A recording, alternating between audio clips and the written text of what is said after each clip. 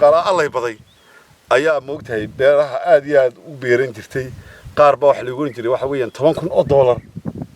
ay beerta ka dhax qaadaan ama basal ka qaadaan ama xabxaba ka qaadaan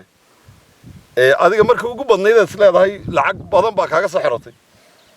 beertan horta maxaad ka heshay absalaan waa tan tabaandhadii waa tan way bislaatay wali waa la guraayo waana la oodiyay qaybna waa laga guraa imika waa tan waxa raadkeedu waa bislaaday waa tan absalaan waa tan raadkeedu waa ka bislaaday sidaas aad u goosanaysaa moogta horta waxa weeyaan ninka beerta leh waxa weey hatta waxa doonaysa dadka bariga alla ugu dhow yahay sababtoo ah waxa weey ninka beeralayda subaxii wuxuu oranayaa beertaad beertay ilaahu roobiis iyo gacmo kor taagaya ninka laakiin geelayaga waxa laga yaabaa geelana laga qaaday maanta difaac galoo qoriga haysto barnaamijkani waa barnaamijkii aynu la magac baxnay ha ku foognaa siyaasadda fala beertaada waxaynu dhex fadhinaa waa beertii Maxamed Ibraahim oo ah beertii basasha beero badan waynu soo maray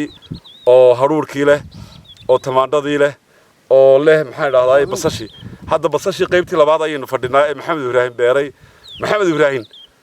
waa nin reer Gabiley isla markaasina ah nin qoyskiisa iyo xaafadiisa ay degan yihiin magaalada Gabiley haddana wuxuu beertaa beertan waa beer ballaaran oo mashruuc ka socdo waana dhulkii oomanaha ahaa dhulka oomanaha ahaa markaan leeyahay waa dhulka beeraha dheer roobaadka la yiraahdo oo ma ahayn ceelal balse maanta wuxuu u sameeyay sida ay noo muuqata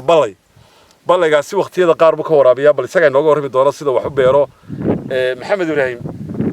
Gabileyna waynu wada shaahaynaa uuna waxa weeyaan bunku baynu wada cabnaa haddana beertaadana falataa dadkan bulshaduna waxay doonayaan in ma garanaysaa sidoo kale nolosha ula soo baxaan bal horta qaabka aad u beerto beertan iyo waqtiga kaaga baxa iyo waqtiga aad shaqada magaalada ka qabato bal in yaroo kooban nooga sheeg bismillaahir rahmaanir rahiim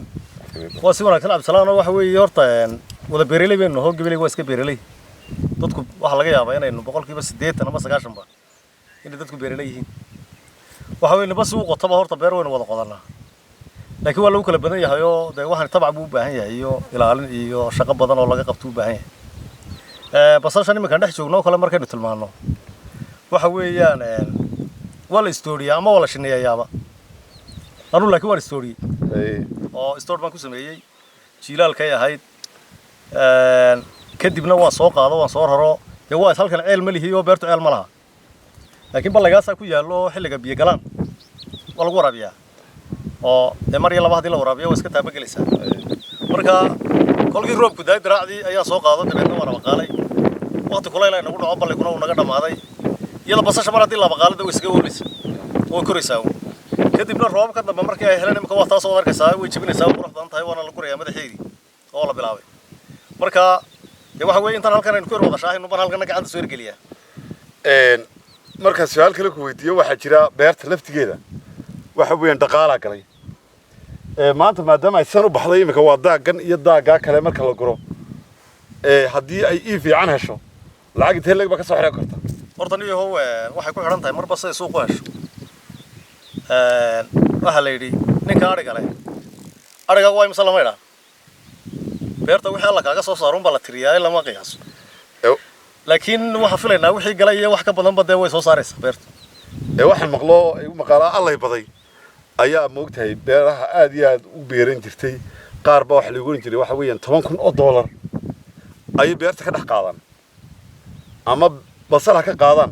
ama xabxaba ka qaadaan adiga markii ugu badnayd is leedahay lacag badan baa kaaga soo xirotay beertan horta maxaad ka heshay markii ugu lacagta asii lacag fiican bay ugu badnayd horta basal waan beeray oo hore war beeri jiray laakiin lacagahaasi inta badan wasaan ku sheegayo xisaab isku maan geysan haba sa yeeshay laakiin waxaan aaminsan oo ogahay in laga faa'iideeyo marka wala lagu arkaa sida waxa qiimaha u sheegi lahaa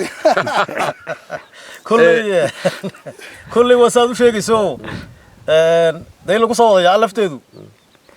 wayar maartay waxa kale sabdayso okay waxa jirta